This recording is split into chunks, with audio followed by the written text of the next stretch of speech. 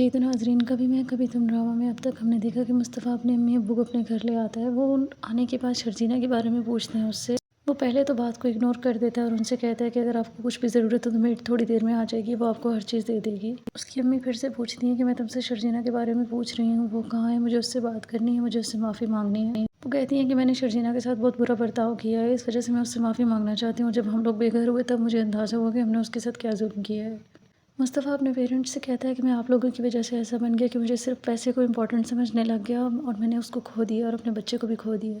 عدیل jail میں ہوتا ہے، وہاں پہ وہ بات کرتا ہے کہ مجھے کسی سے بات کرو، میں نے اپنے لائر سے بات کرنی ہے، میرے گھر والوں سے مجھے کانٹیکٹ کرنے دیں، لیکن وہ اس کی کوئی بات نہیں سنتے تھے۔ اتنے میں جیل میں سے بیٹھا ایک اور آدمی سے کہتا ہے کہ وہ اس کی بات تو کروا سکتا ہے لیکن اس کے لیے اسے پیسے دینا ہوں گے، جس کے بعد وہ کہتا ہے کہ ہاں ٹھیک ہے، تم میری بات کروا دو، میں پیسے دے دوں گا۔ مصطفیٰ کی امی ابو شرجیلہ کی طرف جاتے ہیں، وہاں پہ جا کر وہ شرجیلہ کا حال احوال پوچھتے ہیں۔ پھر اس کے بعد وہاں پہ مصطفیٰ کی امی اس سے معافی مانگتی اور کہتی ہیں میں نے تمہارے ساتھ بہت زیادتی کی ہے، کبھی تمہارے ساتھ اچھا نہیں کیا تو مجھے معاف کر دو۔ شرجیلہ ان سے کہتی ہے کہ میں آپ لوگوں کی بہت عزت کرتی ہوں اور میرے دل میں آپ لوگوں کے لیے کچھ بھی نہیں ہے۔ پھر وہ شرجیلہ کو اپنے ساتھ چلنے کا کہتے ہیں لیکن شرجیلہ منع کر دیتی ہے جانے سے۔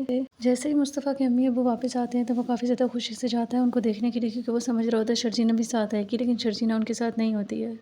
عدیل اپنے ابا کے نمبر پہ کال کرتا ہے اور کال کر کے ان سے کہتا ہے کہ وہ اس کی ضمانت کروا دیں کسی طرح سے، کیونکہ اس کا کوئی کانٹیکٹ نہیں ہو رہا اپنے وکیل سے، لیکن اس کے ابا منع کر دیتے ہیں اسے کہ ہم سے بات ہی نہ کرو تم۔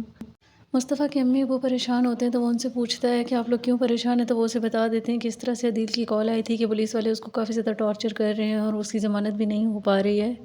مصطفیٰ لائر کو لے کر جاتا ہے اور جا کر وہ عدیل کی ضمانت کروا دیتا ہے۔ جب عدیل کی ضمانت ہو جاتی ہے تو عدیل کافی زیادہ حیران ہوتا ہے مصطفیٰ کو دیکھ کر اور وہ اس سے معافی بھی مانگتا ہے، لیکن مصطفیٰ اس سے کہتا ہے کہ وہ اس سے مزید کوئی بھی تعلق نہیں رکھنا چاہتا۔ مصطفیٰ جب گھر آتا ہے تو وہ اپنے ابا کو ان کے گھر کے پیپرز دیتا ہے جو عدیل بیچ چکا ہوتا ہے۔ پھر وہ شرجیلہ کو کال کرتا ہے اور کال کر کے اس سے ملنے کے لیے بولتا ہے۔ شرجیلہ اس سے ملنے کے لیے آ جاتی ہے، پھر وہ دونوں آپس میں بات کرتے ہیں اور شرجیلہ مصطفیٰ سے کہتی ہے کہ تو کیا تم پہلے والے مصطفیٰ نہیں بن سکتے، جس کے بعد وہ کہتا ہے کہ نہیں اب میں ویسا نہیں رہا۔ اس بات پر شرجیلہ وہاں سے اٹھ کر آ جاتی ہے۔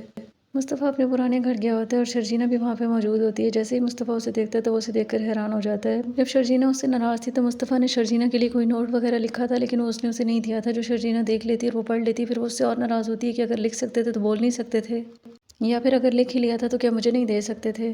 جس کے بعد مصطفیٰ کہتا ہے کہ میں تم سے بات کرنا چاہتا تھا لیکن ہمیں موقع ہی نہیں ملا۔ میں چاہتا تھا کہ میں تمہیں منا لوں تاکہ ہم لوگ اپنی زندگی اچھے سے گزار سکیں، لیکن تم مجھ سے بہت زیادہ ناراض ہوگی اور اس کے بعد تم ناراض ہو کے اپنے پیرنٹس کے گھر چلی گئی۔